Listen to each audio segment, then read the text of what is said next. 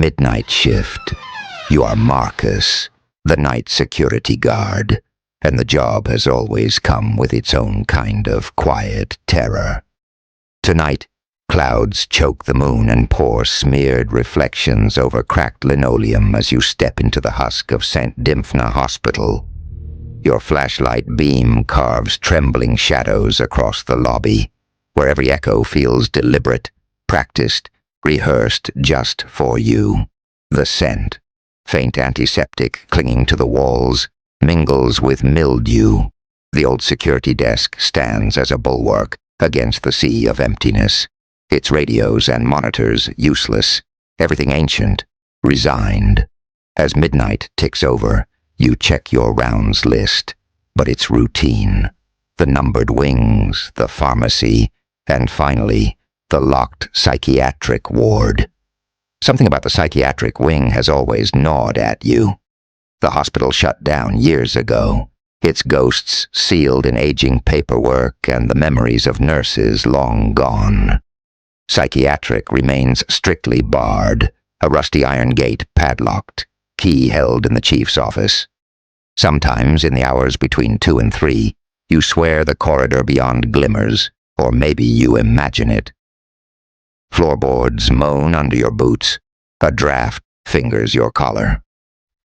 The night is cold enough to bite as you pass empty operation theaters, their tables gurney stark and patientless, ceiling lights like cataract eyes. Every doorway seems to gape, a mouth hungry for what's left behind. You pace the main hallway, letting routine settle the nerves. The clocks tick in irregular heartbeats, mismatched, as if time itself is unstable here.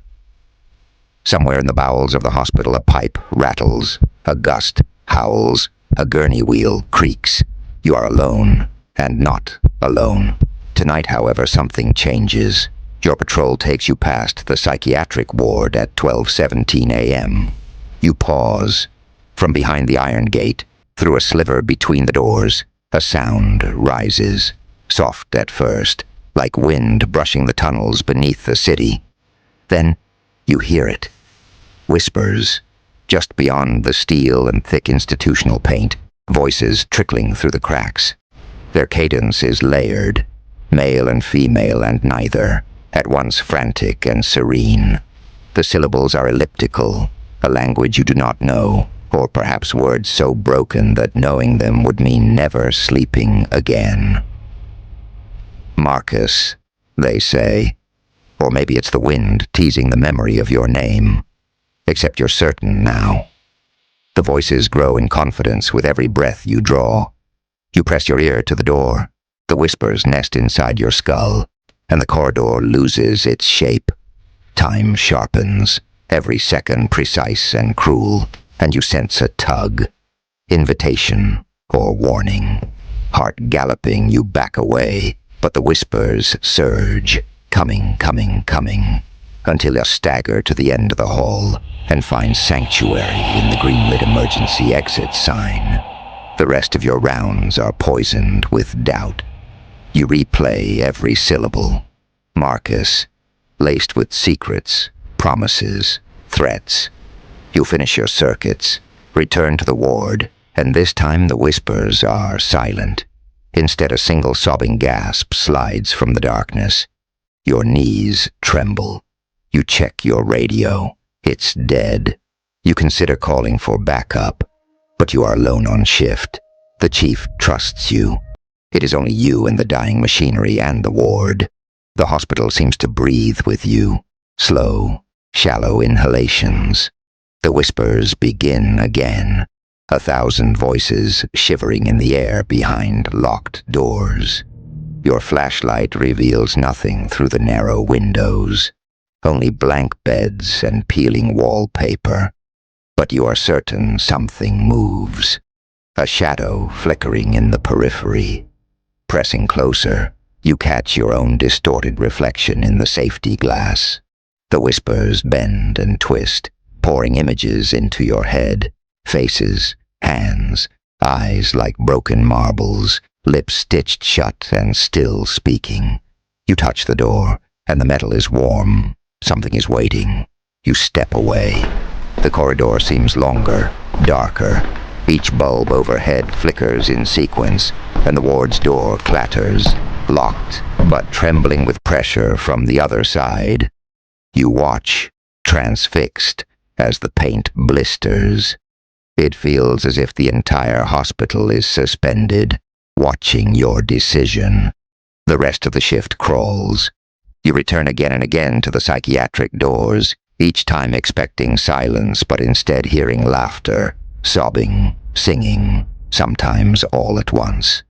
You question your sanity, knowing your supervisor will never believe you, knowing no one would. At 3:03 a.m., the whispers deepen. Your name is called from beneath the floor, above the ceiling, inside the walls. Marcus, Marcus, sung like a lullaby. You think of your family, your life before the graveyard shift, and for just a moment, you feel the weight of sorrow roll through you. Unable to resist, you retrieve the key from the chief's office. Hands trembling, you return, each overhead light snuffing out as you pass. The psychiatric wing sighs as you kneel, fit the key into the padlock, and turn. The door swings open with a groan. Inside, darkness waits. It feels alive, thick with expectation. Your flashlight barely dents the gloom. You step through the threshold, regret pulsing with every footfall. The whispers cease. Movement dissolves. An unnatural silence curls around you, silk and razor blades. You advance, searching for the source. But the corridor is endless, bending in ways the blueprints never showed. Doors swing open and closed behind you. The temperature drops, frost blooming across your boots, and then you see them, the patients, faces pale, eyes hollow, lined up against the far wall. They stare. The silence shrieks. One steps forward, sheets trailing like funeral veils. Their mouth opens, wider, wider, impossibly far, splitting down the jaw, until it's nothing but a void. From within it, your name again. Marcus. The lights shudder, looping through red, white, black. You watch your own hands vanish against your uniform. The air turns solid, suffocating, as if you're being swallowed by everything the hospital ever forgot. You try to run. The patients advance, mouths open, faces melting, transformation rippling as they become everyone you loved and lost. Your mother, your brother, old friends dead and gone. They beckon with hands like questions you cannot answer. You sprint for the door, but it isn't there. The corridor knits itself closed behind you. You fall. The floor seems endless, and as you land, 1,000 hands grip your arms, gentle and hideous. The whispers demand, "Stay. You belong to us." The last thing you see, as your flashlight spins away, is the green-lighted exit sign flickering into nothingness. You are swallowed by darkness, and above you, the hospital finally stops breathing. You hear your own voice, split and multiplied, joining the chorus. Marcus, Marcus, Marcus. As dawn approaches, the staff will find the doors unlocked, the wing open, and the hospital emptier than ever before, except for the whispers. They will hear them too, at midnight. And you, well, you are still here, somewhere in between, waiting to welcome the next night guard inside.